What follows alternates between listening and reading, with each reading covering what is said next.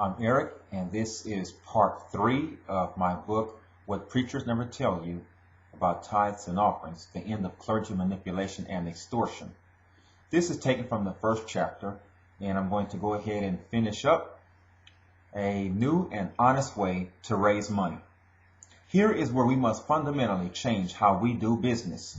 Instead of getting a grand idea and coercing or manipulating God's people to finance it, why not be honest? Why not present the idea as just that? Why not deal with our followers the way God deals with us? He tells us the truth and is patient, kind, and loving, and never does he put anything on us we can't bear. Ministers, however, often see no problem with placing the burdens of their financial decisions on God's people. Would it not be a better testimony to the world and a better demonstration of love and integrity in the church if we humbly presented our ideas and allowed Christians to give based upon what they hear directly from the Holy Spirit? I am sure this concept throws many ministers into a state of utter paranoid anxiety. The very idea that the untrained, unsophisticated masses should be allowed and, God forbid, taught to hear from God for themselves rather than through a burdensome, exploitative system of professional religious middlemen is heresy and anathema. And ministers' fears are well justified, for an incredible amount of God's money is routinely squandered on fleshly ambitions, runaway visions, obscene salaries, duplicated ministries, expensive real estate, and underperforming ministry. These professional religious middlemen know that an empowered church, or better yet, a him-powered church, would put the brakes on much of what happens in the name of the Lord. There would still be funds raised for unneeded buildings and salaries for people who should be working in what we mistakenly call secular jobs, and projects that never were approved by the Holy Spirit, but there would also be a revolution of accountability, integrity, and efficiency in the church. This revolution would remove much of what religious middlemen use to empower themselves, namely, guaranteed cash flow through the false doctrine of mandatory tithes and offerings. Absence of guaranteed cash flow creates an environment where professional ministers, must use something other than threats of God's curses or bribes of his blessings to raise funds. Perhaps we could use the novel approach of deliberating the proposal, waiting on God, searching the scriptures, examining the character and track record of the person seeking our money, and deciding accordingly. New heading: But will Christians give without threats and bribes? Someone will inevitably bring up the possibility and probability that some Christians will use this freedom to say no, to actually say no. How do we handle this concern? Will people use their freedom irresponsibly? Some always have, some always will. This will go on until the Lord returns, but God's answer to irresponsibility has never been to limit our ability to make bad decisions. God didn't hide the tree of knowledge of good and evil in the Garden of Eden to keep Adam and Eve from eating of it and suffering horrible eternal consequences. He placed them near it to prove their love. God did this knowing that his creation would choose death instead of life. The Lord set this precedent, and I believe it is safe to follow his example of freedom in our giving. For some, this freedom will be a tree of life. They will use their newly found liberty to obey God. This will result in generous, spontaneous, and planned giving to causes approved by God, though not necessarily approved by man.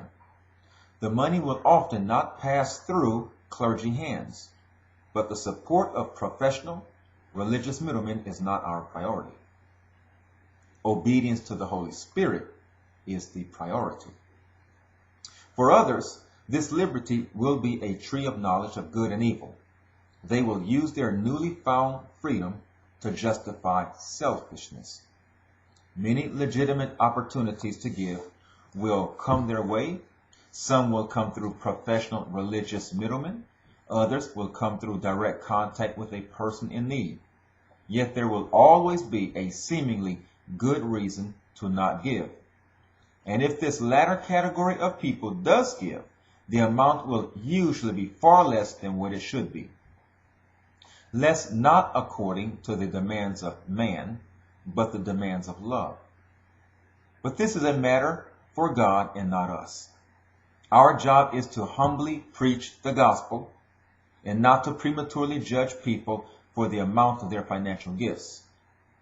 The freedom spoken of in this book is scary, but not new. It is as old as Adam and Eve in the Garden of Eden.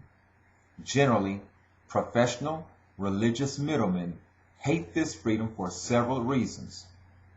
Here are a few of them.